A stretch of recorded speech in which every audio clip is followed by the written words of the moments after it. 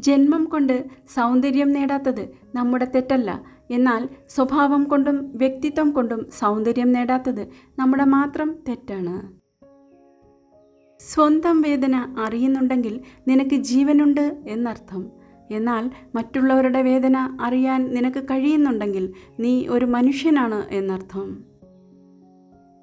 സ്വഭാവ രൂപീകരണം എന്നത് ഒരു ദിവസം കൊണ്ട് ഉണ്ടാകുന്നതല്ല. അത് ഓരോ ദിനവും അല്പാൽപമായി നമ്മിൽ വളർന്നു വരുന്നതാണ്.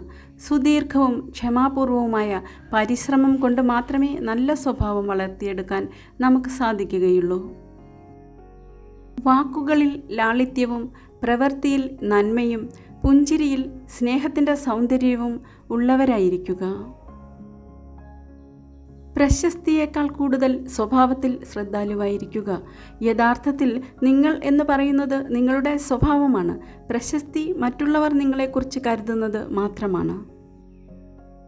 ഓർമ്മകളിൽ പോലും തരംതിരിവ് കാണിക്കുന്നവരാണ് മനുഷ്യർ. സന്തോഷത്തോടെ ചിലരെ ഓർക്കുന്നു, സങ്കടത്തോടെ മറ്റു ചിലരെയും. നഷ്ടപ്പെട്ട വിശ്വാസം വീണ്ടെടുക്കുക എന്നത് അത്ര എളുപ്പമല്ല. എന്നാൽ നിങ്ങളുടെ പ്രവൃത്തികളിലെ നല്ല വ്യത്യാസങ്ങൾ കൊണ്ട് അവരെ വീണ്ടും നിങ്ങളുടെ സ്നേഹത്തിലേക്ക് തിരിച്ചു കൊണ്ടുവരുവാൻ സാധിക്കും. സംസാരം എന്നത് ബന്ധങ്ങളുടെ ഹൃദയസ്പന്ദനമാണ്. അത് ഇല്ലാതെയാകുമ്പോൾ ബന്ധങ്ങളുടെ ജീവനും ഇല്ലാതെയാകുന്നു. നിങ്ങളെ വിമർശിക്കുന്നവരോട് വിരോധമരുത്.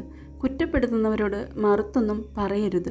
അവരുടെ വിമർശനങ്ങളും കുറ്റപ്പെടുത്തലുകളുമാണ് നിങ്ങളുടെ ഉയർച്ചയുടെ അടിസ്ഥാനം. ഏറ്റവും കൂടുതൽ നിങ്ങളെ കരയിപ്പിച്ച വ്യക്തിയാണ് ജീവിതത്തിൽ നിങ്ങൾ ഏറ്റവും അധികം സ്നേഹിച്ച വ്യക്തി. കിട്ടാത്ത സ്നേഹത്തേക്കാൾ കിട്ടിയിരുന്ന സ്നേഹം കുറയുമ്പോഴാണ് മനസ്സ് നോവുന്നത്.